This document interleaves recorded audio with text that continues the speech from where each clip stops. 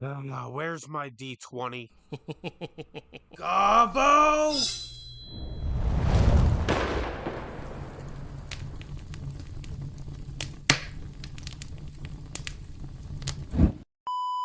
Hello and welcome to Hobb's Horror Stories. I am Hobb, your hobgoblin narrator. Surprise everyone, today we have another great TTRPG story for you. Today's story is part 2 of a story that we will be covering. My least favorite thing is when you have to wait weeks for a multi-part story. So we are posting all 3 parts of this story today.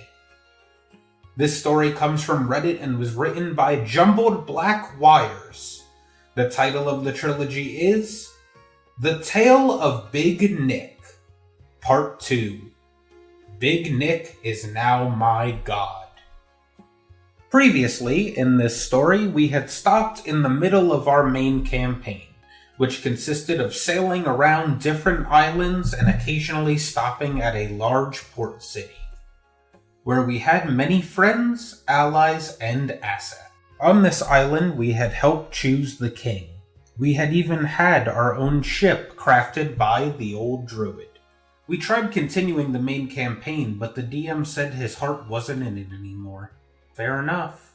And he wanted to find a new DM. He asked if any of us wanted to take over, and I wish that I had said yes. But we were all too shy. So, the DM called upon a friend, Big Nick. To give credit where almost none is due, Big Nick jumped into DMing in the middle of our campaign. He agreed to keep everything the same, character relationships with NPCs, and the world state. This was a big ask, so we were prepared for discrepancies, both minor and major. DM rolled up a wizard, and we continued.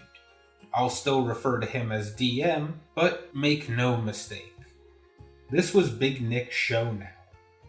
Big Nick's world. Big Nick was the game master.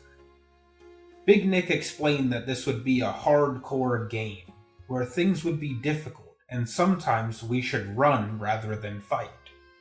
We didn't mind this, we were just happy to play and ready for something a bit different. Things were okay at first. There were some hiccups. We soon learned that contrary to what we were told, most of our progress in the world was gone. We had invested almost all of our money for IRL months into a shipping business.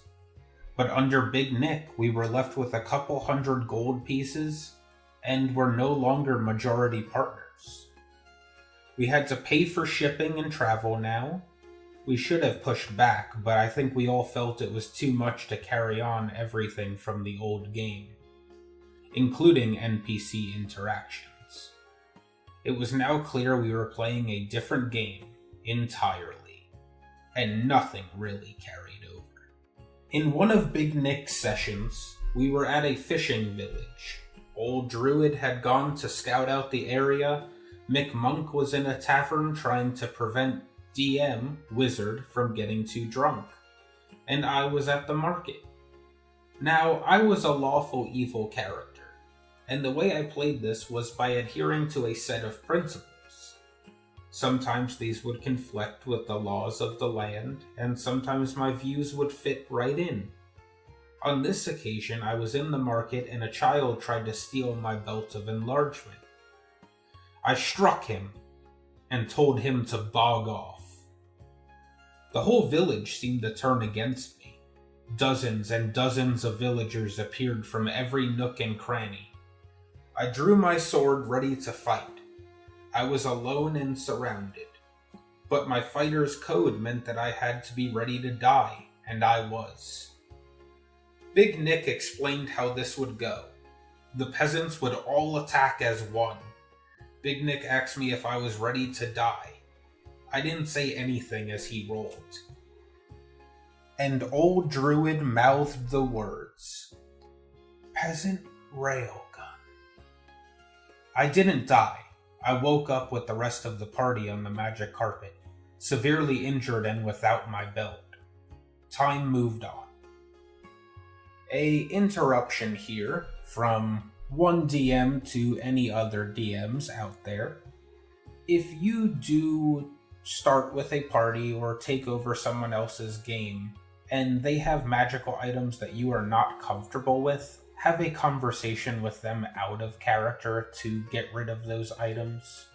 Do not take away the items from someone in-game, especially in a way that is unfair and unrealistic for what's going on. I feel like most conflicts in-game should be dealt with outside of combat, and this is no different. Well, let's get back to the story. I don't know what the rest of the party thought of Big Nick.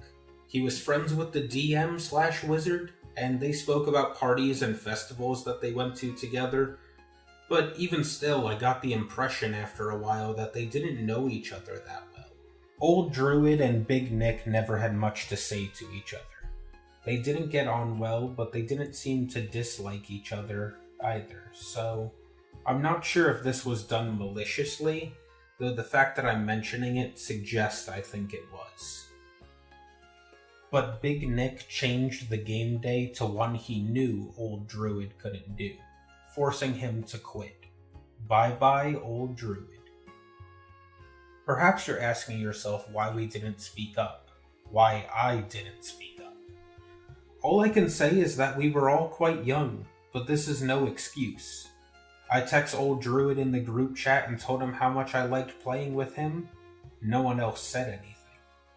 Maybe they didn't like him either. So we had a spot to fill. We advertised and got a player. He was very into roleplay, and we weren't so much. He didn't seem to like the way we played. He spent his time setting up an orphanage in the city. We just wanted to hit things and get drunk in the taverns. So maybe he would have left anyway, but Big Nick did make some comments about him playing a female character, and often ignored his RP. The guy left after one session, of course. In the end, Big Nick brought in a friend, let's call him Bear, who had a minor learning disability. He had never played the game before and had some trouble with the dice rolls and adding bonuses quickly. I only mention this because Big Nick often made fun of him at times. I thought it was just some friends joking, but looking back on it, it was pretty mean.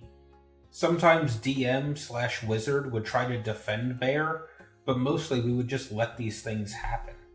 We kept playing, but more and more of our old goals and items kept slipping through the cracks. But worse, the game became a lot harsher. Our games have been very lighthearted and goofy, and we played them like that. But Big Nick was different. We learned quickly that he didn't really do goofy. So we adjusted the best we could, although I think we all felt things would unravel soon.